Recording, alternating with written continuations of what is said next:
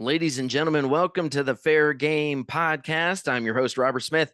Today's guest is an IAFE ambassador, a board member at the Wayne County Fair in New York. She's got her hand in a lot of pots. This is Sara Jean. Sara, welcome to the show. Thank you. Thank you for having me. So tell us about the Wayne County Fair. What are your dates? What's your attendance look like? And where in New York are y'all located? The Wayne County Fair is located in Palmyra, New York. Our dates for this season is August 12th through the 17th. And we are next year, they're going to adjust and change a little bit, which is that's exciting. But we are located kind of in the heart of the Finger Lakes. We're just outside of Rochester in a small town called Palmyra, New York. It's also the home of where Joseph Smith wrote the Book of Mormon, ironically. It's funny to get the claim to fame. It's where Yeah, Joseph Smith wrote yeah. the Book of Mormon. So I'm not Mormon, just to preface, but yes. Okay. But yeah. We a fun fact, we have a flagship building that was built in 1856, and that has the oldest flagpole in New York State. It's on a pulley. So every year we have to bring it down and load it back up. And it's on a wooden pole pulley system. It's a process and a situation, and takes about 10 grown men to get it up, but we do it every year. Wow. So yeah. That's Yeah. impressive. Like, this is one of the things that I really enjoy about this podcast, talking to people like you, getting stories like that, where Yeah. I would never know that. To me, it's just the Wayne County Fair, but here in your town, you guys on board have the oldest flagpole. Now, how do you In New know? York State. And How do we know? how do you actually know that though? Somebody within the state provided us with like a certification at some point. Like they honored it. And we recognize it and have been, I mean, until somebody proves us otherwise, I guess we're just going to continue saying it. Wow. Yeah, I Yeah. mean, I guess who's going to argue with that? Like, who's going to be Yeah. like, no, actually, this would, and I can carbon date it older. Like, how would you know? Yeah. I mean, at this point, if somebody argues with us, we'll gladly give the title back, but no one's But hey, argued for yet. now, it's the oldest flagpole in the state of New York. Yeah. Yeah. Wow. Yeah. Okay. Pretty cool. And that's on your grounds? It's a part of Floral Hall, which is this big historic building. It's a two-story building that was built in 1856. It's where the initial stockholders and board of directors met throughout the year. Got it. And that building plays a honestly, it plays a huge part in my role in the fair. In 2016, that building has been on the property for obviously since its inception.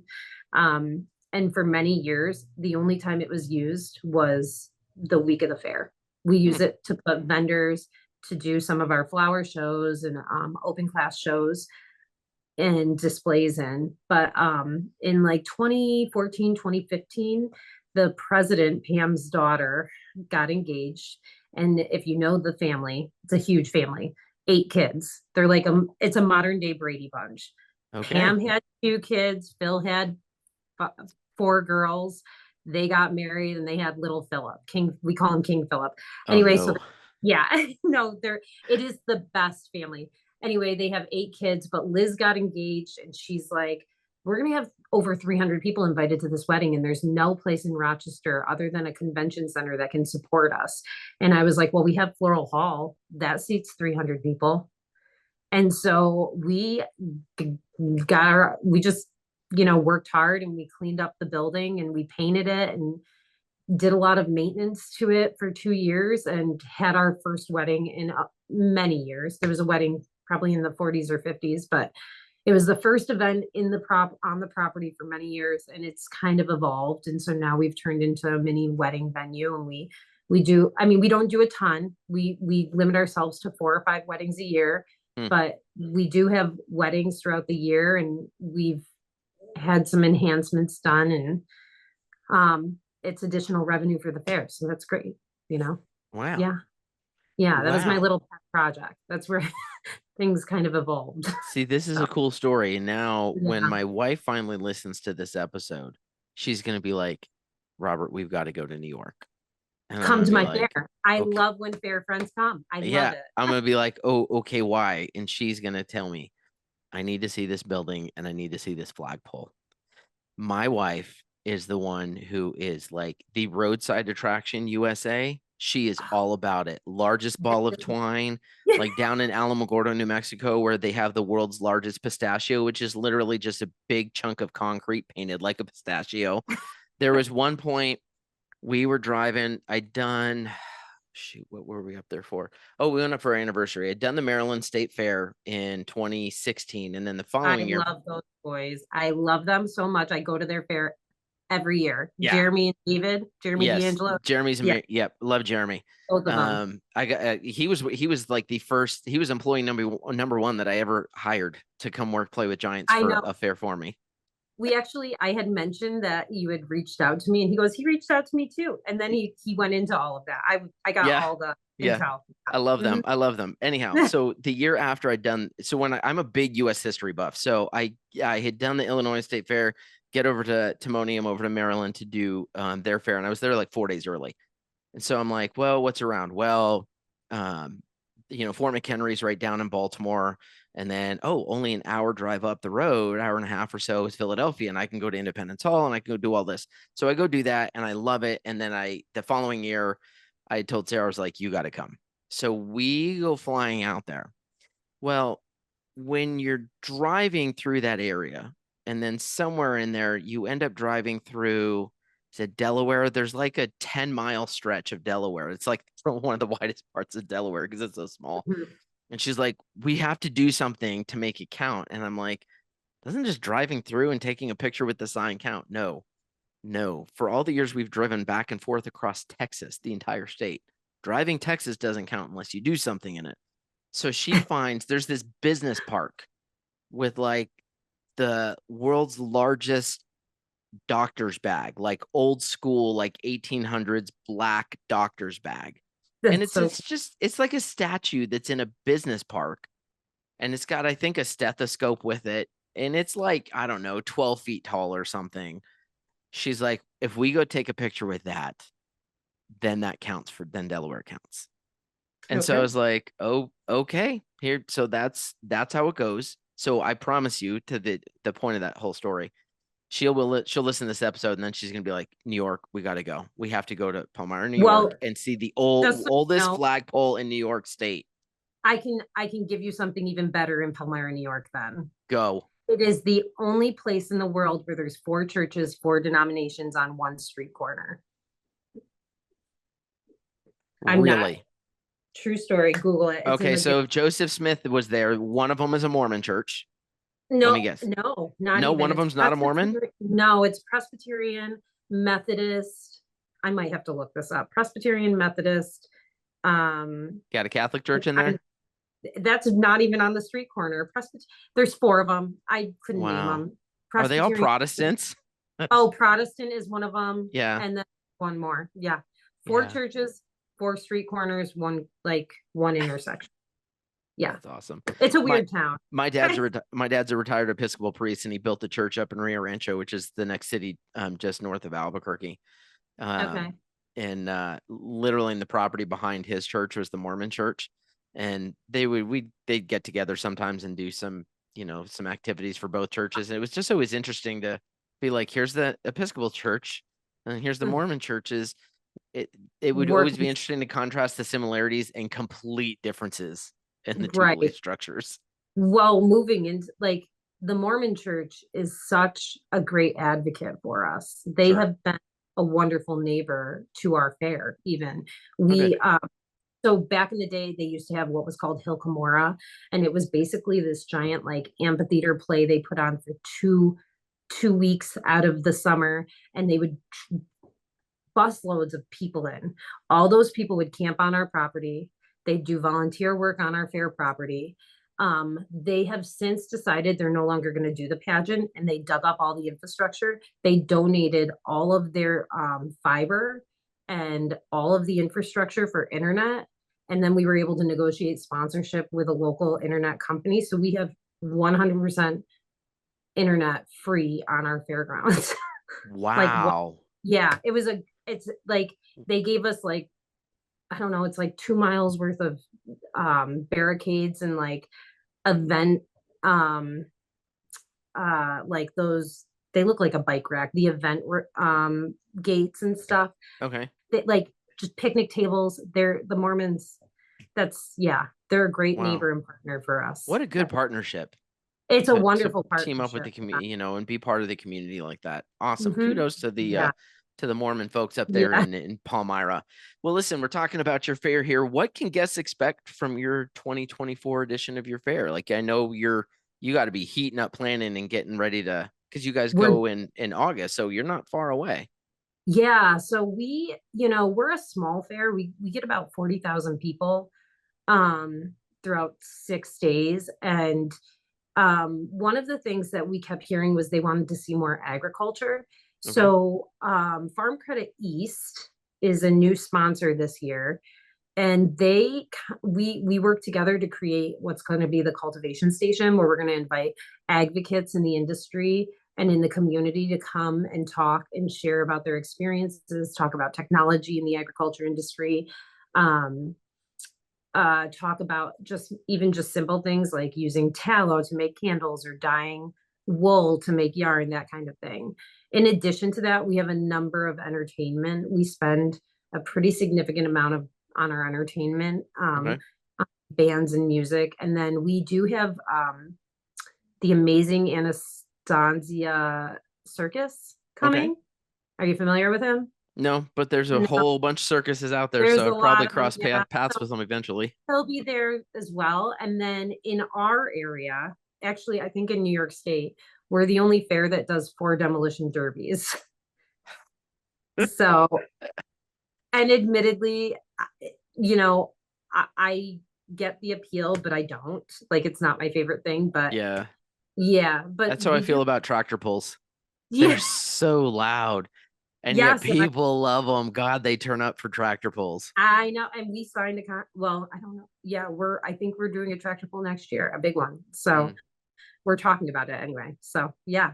So, I mean, there's going to be a lot of different types of entertainment. I think sometimes, I've expressed this with my board. I kind of like think of like you want entertainment to be like something stationary, something educational, and then something strolling in mhm. addition to your music. And it's one of the places that we could work on, because right now we do like a grounds act. And beyond that, if we're not providing something that's sourced locally, it's probably not going to happen Yeah, beyond the music side of things. But there's always room for improvement. So, yeah. Well, especially, are you guys a free fare or do you charge gate? we charge gate. Yeah. So when you're doing that, like any added value you can give to your One guests is, that's key to keeping them on the grounds, keeping vendors happy. Everybody wins. Right, right. And you know, a fair friend in the industry provided me with some of our information on AI Placer from AI Placer, which is like a program pulling cell phone data. And one of the things I found most interesting is most people are staying on the property for maybe about 2 hours and trying to find ways that stuck out to me because I could never go to a fair and only spend 2 hours. I mean, Even the smallest fairs. it's going to Yeah. take me 3 hours to eat my way through the fair before I even get to like entertain. Of course. Yeah. Not to mention, like, I tend to like, when I'm with my partner, I tend to like end up in very procurious places of the fair. Like I take myself on a mini tour and always end up where I'm not supposed to be. Always, always. So and anyone who's with me on those tours, they don't always appreciate it. But it's fun, whatever. I just want to see all the things. Of course. Of Yeah, course. yeah. It sounds like you are very passionate about fairs. What is it I that you love most about what you do? honestly, I am, and it's become more of like, I don't know if obsession is the right word in the last couple of years, but I really do love, like, my favorite thing to do fair week is just to stop, like, at the busiest time, the busiest moment, stop and look around, because all you see is joy. You see joy in children, you see joy in the parents, you see joy coming from the grandparents who are looking at it, and it's a generational thing. And that's something that's so unique to our industry. The fact that you as a child will enter the property, and it's an experience that you get to share with every generation of your family. I shared it with my parents, I shared it with my grandparents, and I even had the pleasure of like spending time in my grandmother's kitchen baking pies with my great grandmother and entering pie contests with my great grandmother.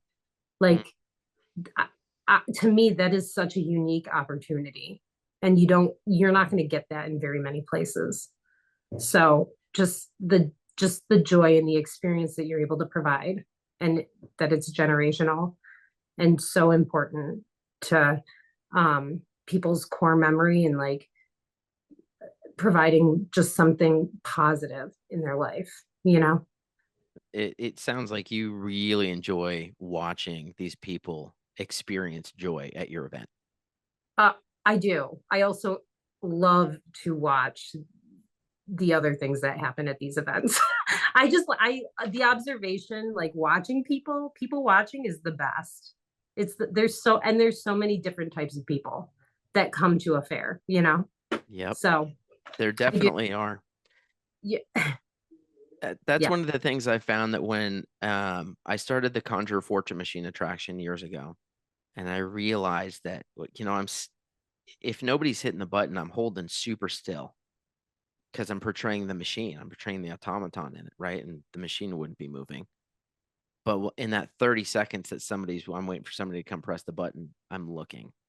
So I've realized that, yes, I'm a character performer, but I'm really an observer of human behavior. Hmm. And it's really interesting, the stuff that I see. I'm standing there holding still and I'm like, don't blink, don't blink, don't blink. Because you got to be real, you got to stay in character. And then I see people do things. I see grandmothers or grandpa stealing a piece of funnel cake from grandson, and the grandson's like, Hmm. hey, grandpa, you can't take that. And they're having all these little moments. And I'm like, there is so much life and energy going on all around me.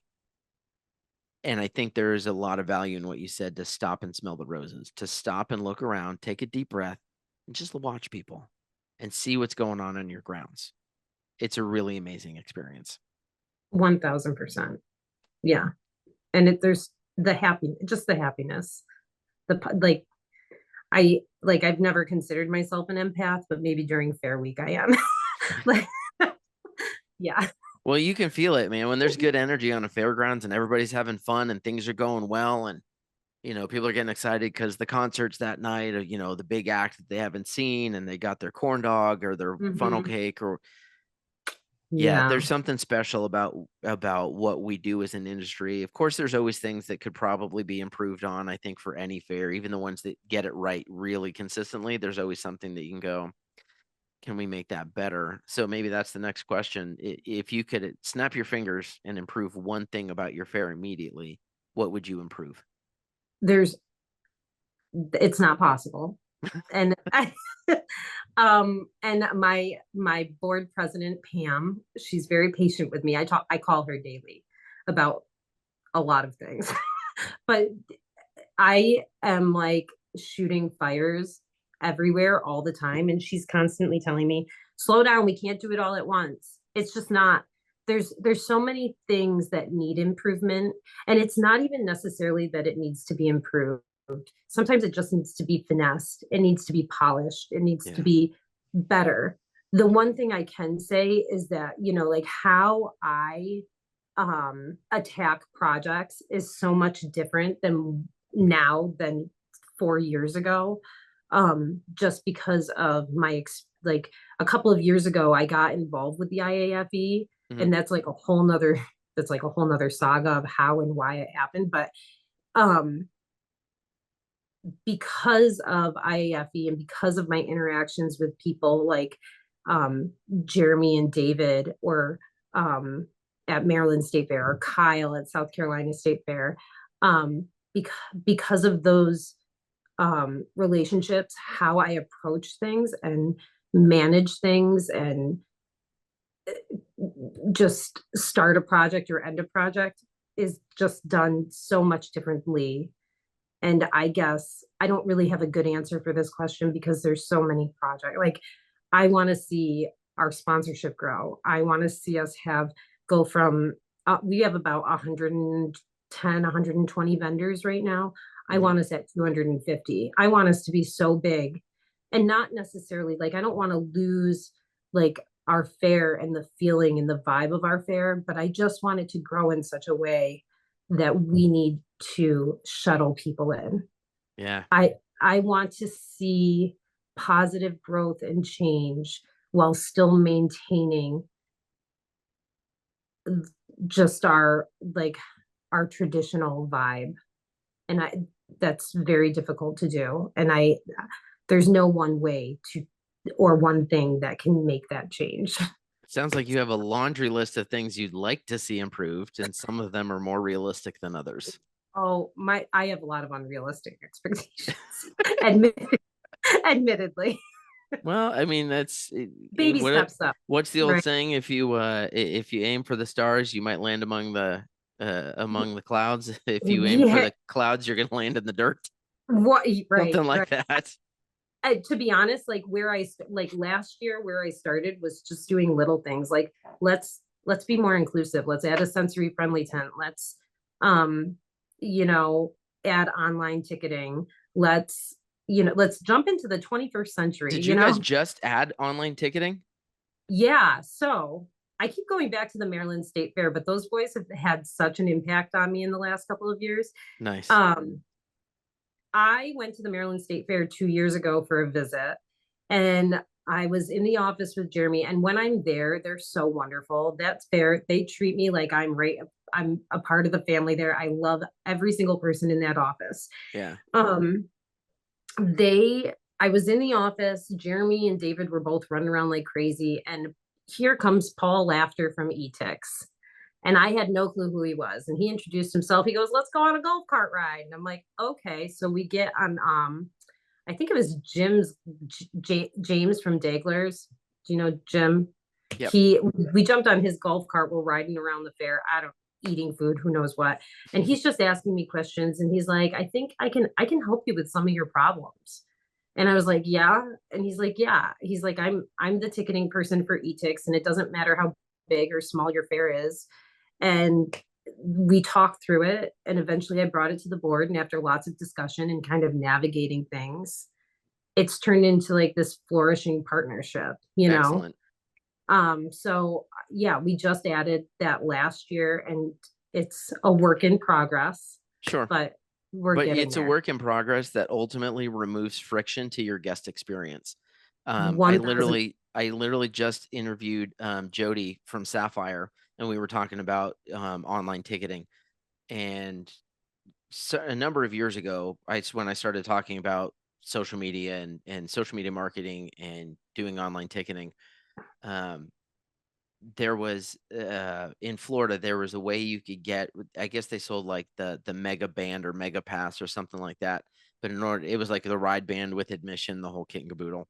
But in order to buy that, you had to stop at like your local Wells Fargo bank or your local Publix grocery store. You couldn't do it online. And to me, I'm like, my thing was always who is the decision maker in a family for whether or not they're going to the fair? It's Wife, mom. Mom's mom. making that decision. So you're telling Mhm. me that after mom has probably been at work all day, after she's had to pick up the kids from school, after she's had to get their homework done, yada, yada, get them to soccer practice, do all that, get dinner ready. Afterwards, you're going to be like, oh, by the way, can you run out to like Walgreens or Wells Fargo Bank and go buy your ride bands for the, it doesn't make any sense. There's so much friction there. Or does it make more sense that she's in her pajamas, sitting in bed, surfing through Facebook, looking at stupid cat videos, and an ad pops up that says, Wayne County Fair discount ride bands, click here. Mhm. And one button, boom, and it's done. Which makes more sense? Well, I if you're mean, mom and you can happen to just make the purchase right then and there on your iPhone, absolutely, it removes friction and is going to make a better guest experience for your guests. right, And it sounds right. like Etix has got you guys set up and you're working through some of some bugs you got early on, I'm guessing. Little Yeah, and hiccups. honestly, I feel like those bugs are more my fault because I didn't plan enough time to navigate through the system, you know. Sure. Like any fair week, it just comes up on you and suddenly there's no time. Right. So, Well, then you figure out what the hiccups were, and you make the course we correction for this yeah, year. right, and that's exactly what we did. And we just had our big we had the solar eclipse come through. We were in the line or the Yeah, direct line totality. of totality, and we used it for that event, and we're moving forward. But by as we work through it fair week, by Friday and Saturday it was running perfectly. So Nice. you know yeah, Well, everything's a and working. e-tix, I don't really know those guys really well, but from what I understand, the fairs I've talked to that use them, they do a terrific job with their software, and their interface is super easy. And so Yeah, it's been wonderful, and I love Paul Laughter is great. He's turned into a good friend of mine. So good deal.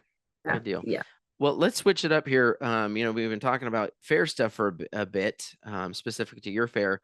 You also are an IFE ambassador for yeah. this year. I guess this is a new program. This is what, like the second year, third year they've done it for the IFE uh ambassadors. So I don't know how new of a program it is Okay. because again, I've only been part of like I've our fair's always been a part of IAFE, but I have only been involved for the last 2 years. So if Okay. it's a fairly new program, Yeah. I'm unaware of that. Okay. But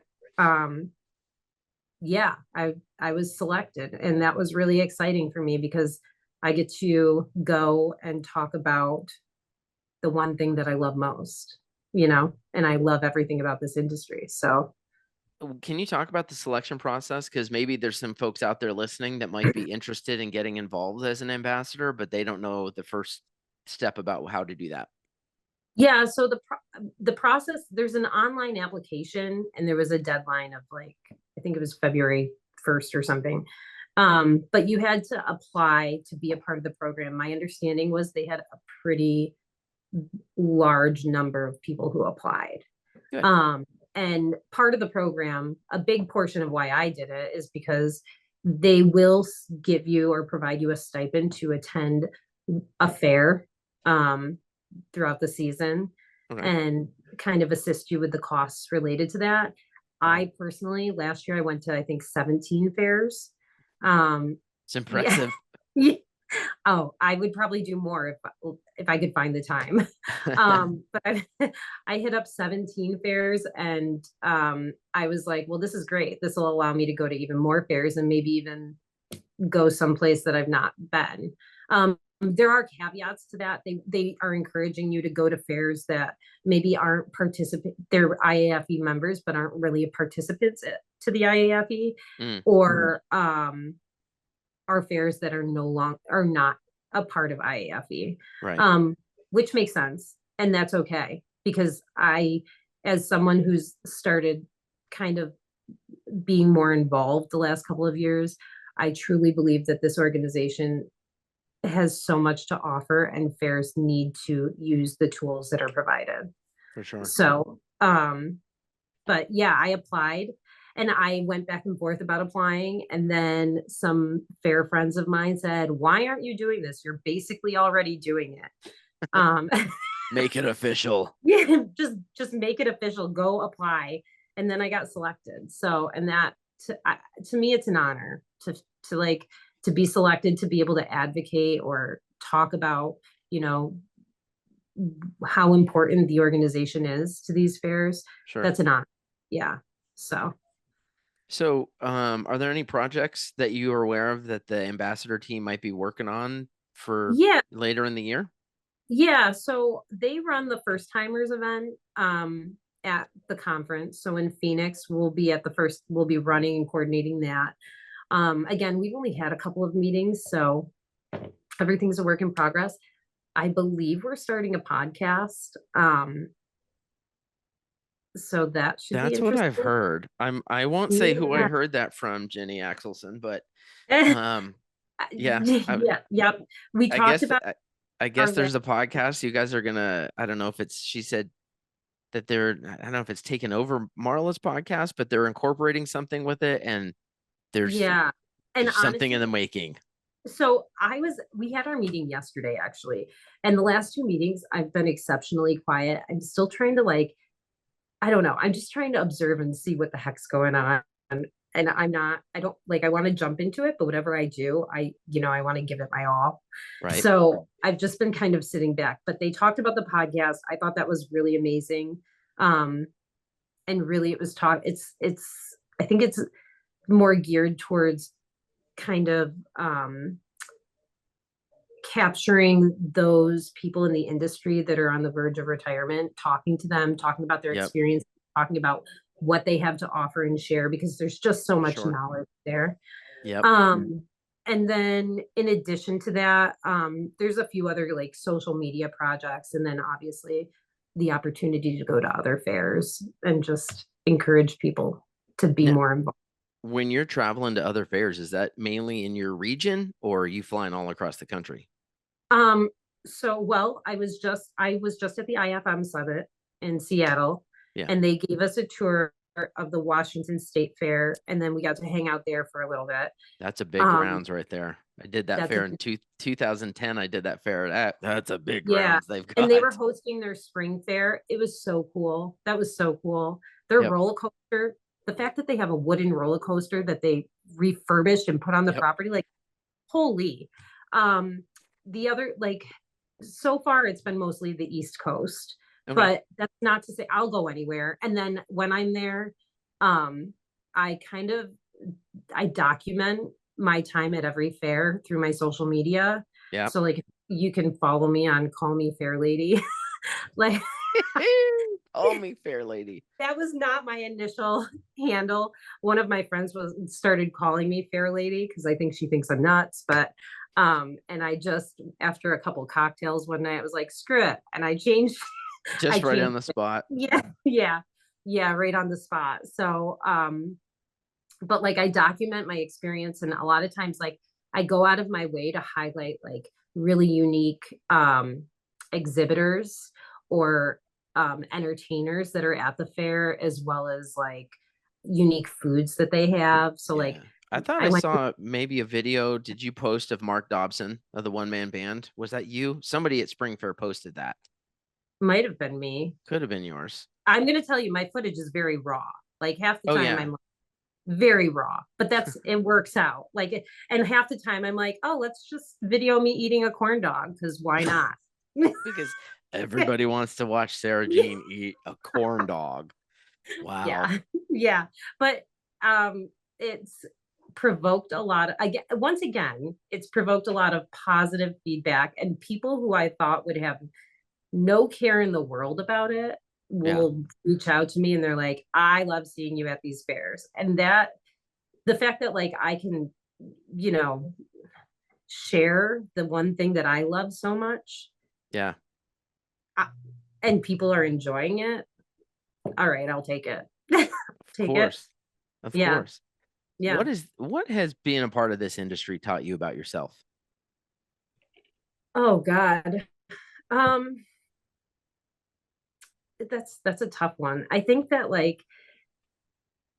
how so if I go back, I've been on my board for 10 years, which is that's a long time. And how I approach things now is so much different than what I did. And I was definitely kind of I don't want to, I was never status quo. God knows I'm a rule breaker. In fact, that's a fair story as to why. But um, I just, I kind of followed the lead of my leaders, which I still do in many ways. But I think at one point I realized I have more to give. I have more to offer.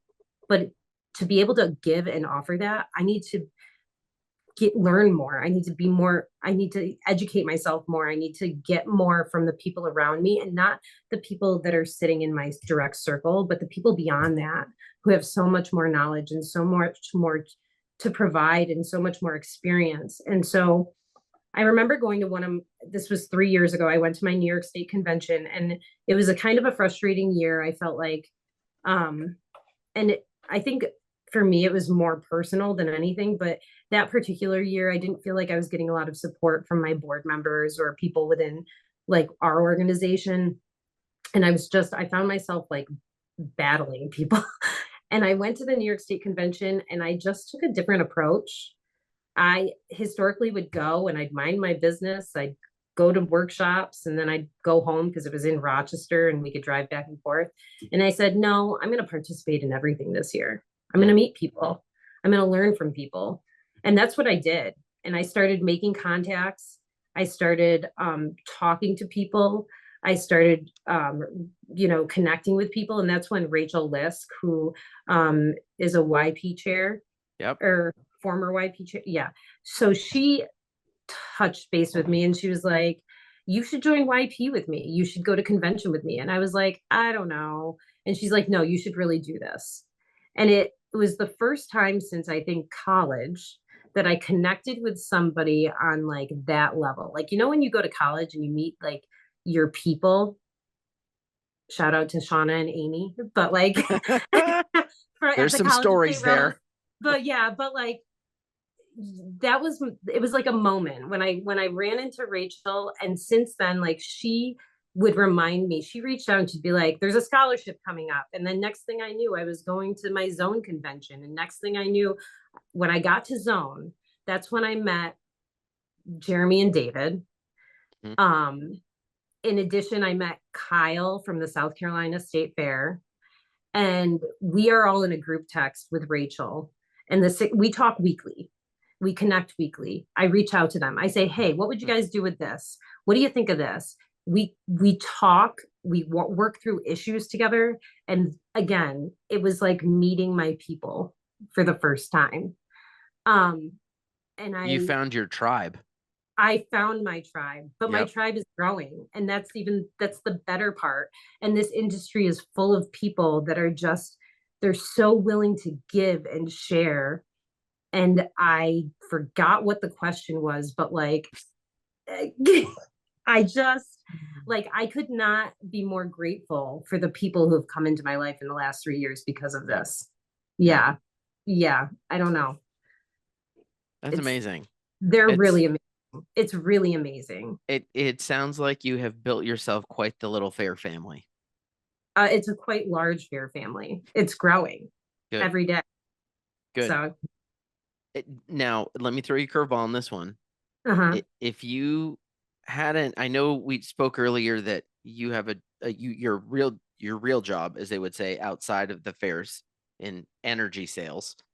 But if you had not gotten involved with the fair industry, other than what you're doing as a career, what else would you be up to? What do you think you'd be doing if fairs hadn't So become such a big part of your life? probably like planning events of some sort. I mean, I do that. I did that before I was working for Superior. I worked for a catering company and did weddings, Okay.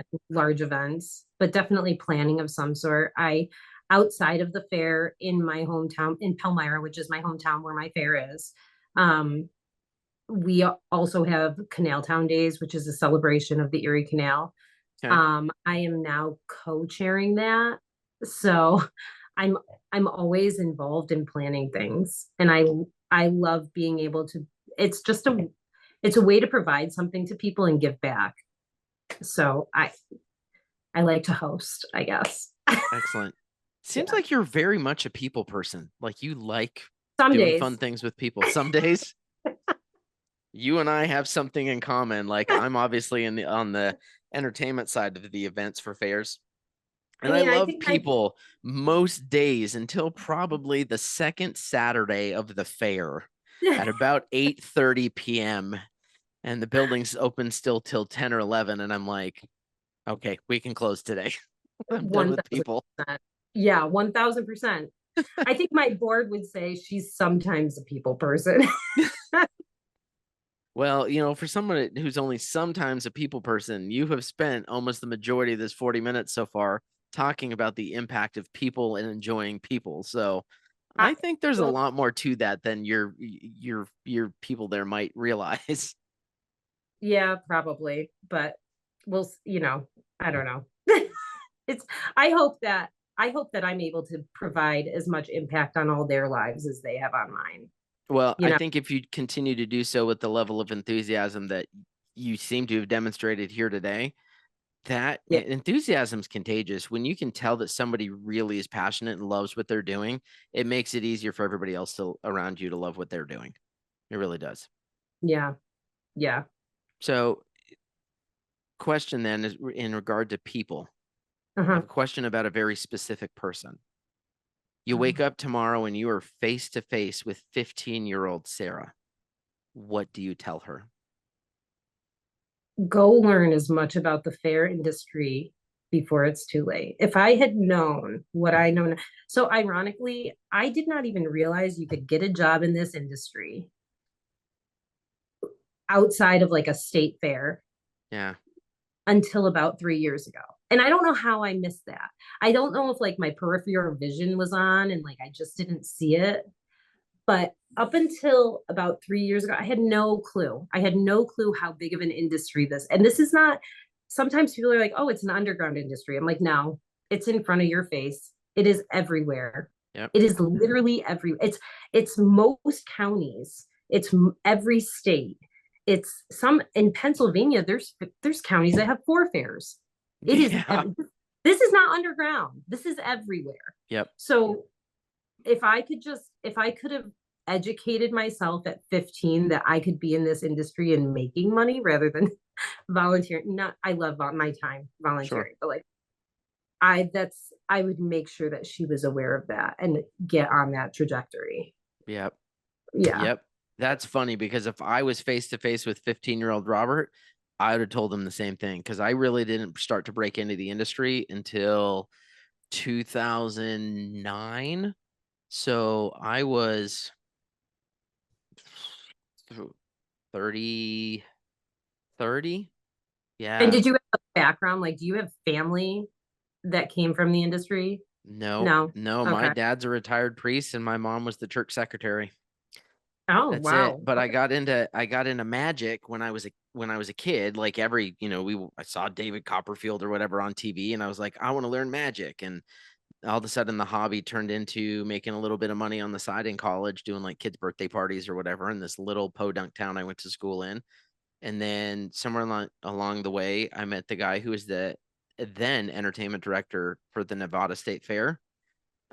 His name is Dean, and he booked me in August of 2004. Was the first fair I ever did, and I got that check, and I thought, oh my god, I have to figure out how to do this.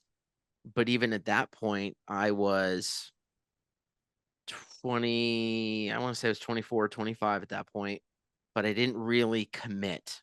I thought fairs would just be something I could pick up a couple year.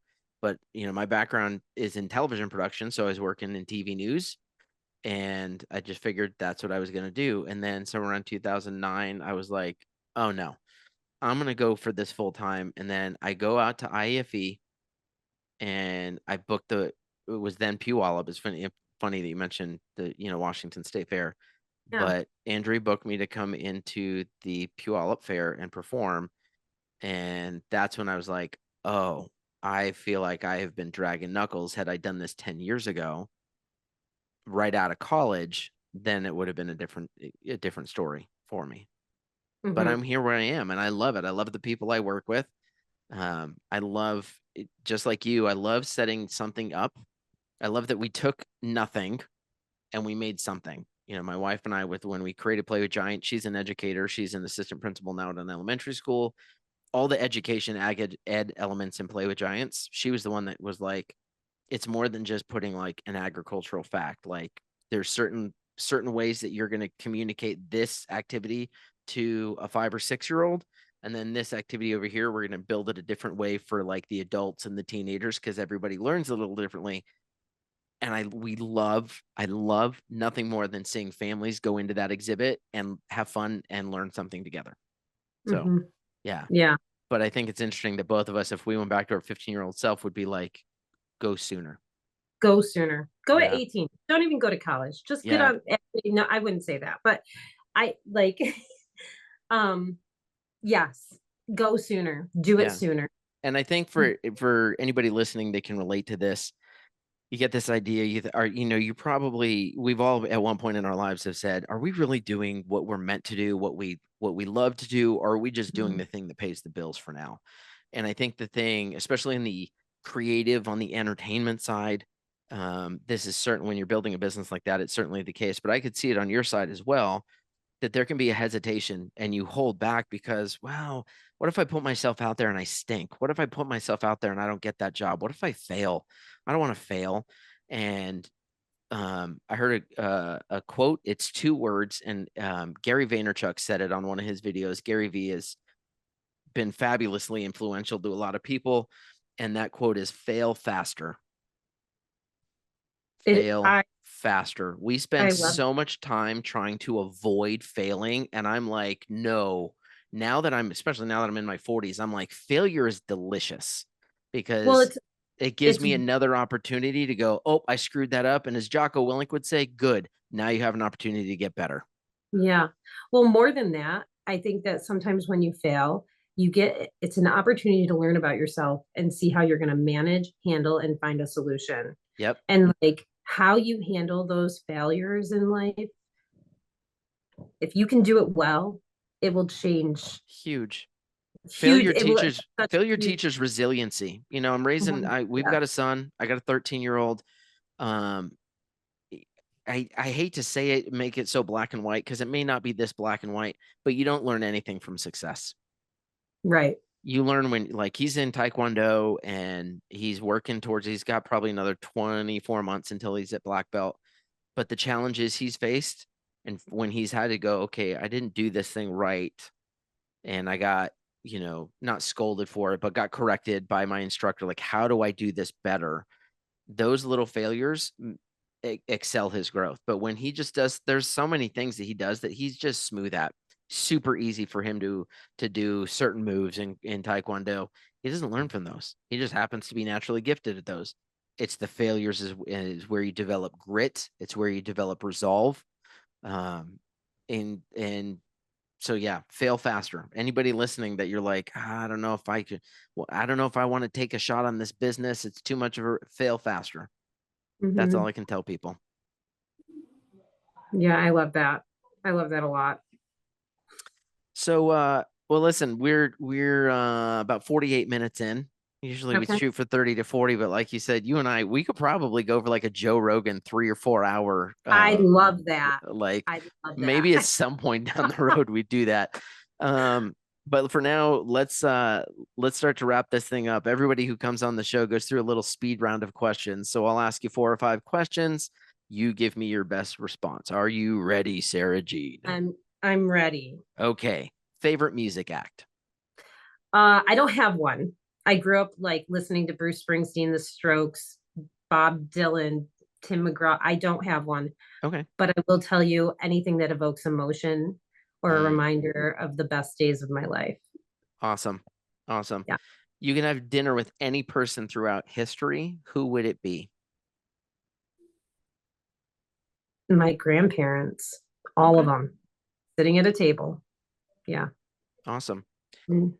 Do you have a secret talent that people don't know about? If I told you, it wouldn't be secret. The answer is yes. Okay. Real quick, overrated or underrated? I'm gonna list some things. You just tell me overrated or underrated. Pizza, Underrated. corn dogs, Underrated. funnel cake, Underrated. tacos. Underrated. Wow, they're all underrated for you. See, I would have only looked at tacos and said underrated. Everything else, I There's would say, versatility in every one of those. yeah. See, to me, I'm a foodie. pizza's like, and I didn't give you this third option, but certainly anybody on the show, if I ask you this, you have this option. You could go with appropriately rated. I think pizza is appropriately rated. I think corn dogs are disgustingly overrated. And funnel cake, if it is from Ross Concessions, if it's Jeff and Kathy, or if it's AJ and Carolyn Ross that are doing the funnel cake or the elephant ear, then it's underrated. Otherwise, I think funnel cakes are kind of overrated. But are these when you say these, like I look at these, that's like taco is the vessel, but what's in the vessel? Are we talking about ahi tuna or just a basic hamburger like Taco Bell taco? There's so many options here. Okay. I Yeah. So I need to go with more. I need to think this through more on my overrated, underrated, because Sarah Jean is going to make it a, we're going to go deep. Well, yeah, because it could be, what if it, like you say, what if it's a mahi fish taco? Because those Are delicious. Actually, amazing.